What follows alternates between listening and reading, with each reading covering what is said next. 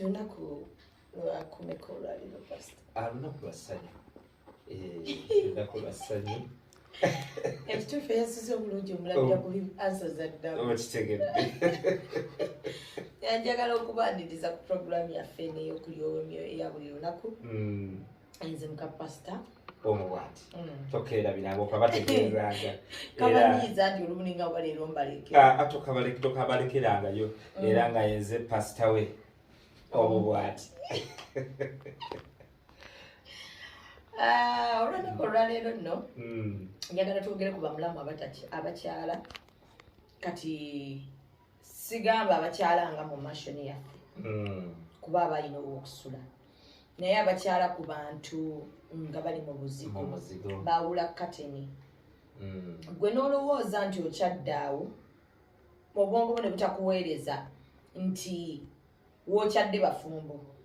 era bajja kwetaaga okwesanyusa ate nga balina n'abaana gwe n'osirika n'oguma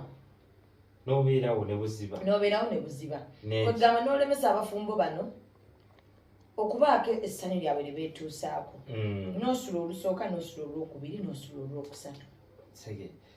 kati eno batandika okuprogrammingira abaana bamanye nti abaana kati batambudde ate naawe omuntu omugu baprogrammingire mazima ddala era nze pasita bwenti bwe nagamba abantu nti nze omuntu nakyala nga ndi mukazi gaako kakateni mukawula kakateni koolwo ate lwenkinya ennyo omwami twegatte kuba kikumalako emirembe n'ogenda kuba like abantu balina kuba na mpisa toyinza kubanga oli muntu mukulu n'okyalira abantu abawula kateni omanyi ebintu bino byetaaga mpisa pastor ate kati fe abaliwo ffe tulina n'okubuulirira abantu bano nti mulina kweyisa bwe muti era sina kyampisa kukyalira era still bantu nga basula mu lwomu bbiri kisenge na ddiiro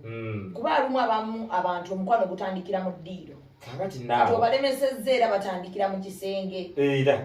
bebwalabwala bali mu kisenge eno mu ddiiro batya okubawulira olw'okuba munange wakyadde nze nno bwentyo ŋŋamba abantu kyala awantu boolabanga mu mansioni yange mansioni yaffe onosanywa pasita mbadde ndowooza nseereddemu okoko lulimi kati nga mu mansioni yaffe nti omuntu ne bw'okyala ogenda kusula mu kisenge kyo kiri eri ng'ekyaffe kiraba mu mayiro tolina nawe ogenda kukirabira sina kindi tuyinza n'okumala wiiki nga tetukulaba okitegeere naye gwe n'okyalira banno n'obalemesa essanyu n'olibamalako omukwano n'ogumala w'ewaka kwegamba n'obaleetera okuba nga bayomba balwana olw'okuba munaayi wakyala si kirungi bannange nsaba mu kikomye ndowooza pasita tubawe ekyawandiikibwa ndowooza mukiwulidde kale n'olwekyo katubatwala ate mu kyawandiikibwa nti waliwo embeera gy'olaba nga oli bw'aba nga mu butuufu akyadde ng'oli mukazi go ate nga wandyetaaze okubaako okwegatta batutte bunnyo nga wandyetaaze okubaako emirimu gy'okola egya mukama bwerwaneko banga omufirisuuti bwe yalwanisanga buki omuyisirayiri kale bwe tutyo kitutwala mu kyawandiikibwa era n'olwaleero nno tugenda kukijja mu Samwiri asooka 1 Samuel chapter 4 ate verse 2 oba omutwe ogwokuna akanyiri akokubiri abafirisuuti ne basimba ennyiriri okulwana n'abayisirayiri awo bwe baatuukanga nako Isirayiri n'akubibwa mu maaso g'abafirisuuti ne battiraawo ku ggye lyabwe abasajja ng'enkumi 4 kyekyawandiikibwa kyaffe ekyolwaleero amiina abafirisuuti gye bali be bali kulwana n'okwerwanaka era nange awo wenyini wenyongerezaako pasita akataleke kakange akaleero nti omukyala bw'oba ofunye omwami wo tofaayo avuddewa tofaayo ebintu tobuuza nnyo mukama ti ate lwaki yaleka amaka ge gali ate najja eno ewange lwaki yalekawo abaana be ate najja eno ewange mukama yaba yamukuwa era buli okimanya omukama ayinza omuzzaayo mukama tomubuuza kuba mukama ye asalawo nga bw'aba ayagadde yasazeewo n'akuwa yenna gwakuwadde oba abantu boogedde ki oba bagambye nti afaanana atya oba bagakuyisa ebivumo ki beera n'omusajjawo ndowooza awo yabeera omuki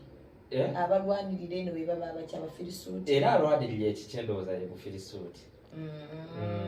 ate n'alwana okitwala ye Muisirairi abazzaayo kike anti mu bulamu obwa bulijjo bibuzaabuza oyinza okulwana nga gwomanyi olwanira kikyo naye nga tekibangako kyekyo pasita kye nali ngamba abakazi nti okuwangaala ennyo n'omusajja mwe twamala emyaka 25 mu bufumbo 3 n'amala n'afunayo omukyalo omulala tekitegeeza nti yali alina kuba musajjawo olumu yali mistake nga kati ono gwafunye ye mutuufu omukazi gwe yali alina okufuna lwakuba nti yali tannatuuka ku levo ye so olumu omuntu oba just tannatuuka kufuna sente zimwagaza muntu gwe yali alina kwagala naye era omulaba omusajja bw'aba afunye omukyala gw'ayagala embeera ekyuka atandika okwambala amasuuti ne gamutuuka atandika okunyuma n'obulamu atandika okuseka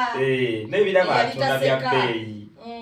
ebyesanyu n'akanyirira oba okalaba ku ttama nkama nkwebaza olw'omwami gwe wampa era nsabola okubategeeza mpa obujulizi nti omwami wange yazzemu n'angulira emmotoka kyokka nga nina 3 mu luggya ezisimbye kati nenebuuza ey'okunaguza yakinagiteekawo twagala tufune wiiki buli lunaku nayaayo era mukama atuteeremu obwangu ate kibeere nga tukituukiriza n'abasajja akatalekeka nti fubanga nnyo obufumbo bwonna bw'oba olimu okusanyusa omukyala ate bw'ogenda mu bupya era busanyuse nnyo kale n'olw'ensonga eka tubeerekereze tubasiibule ate musule bulungi mweraba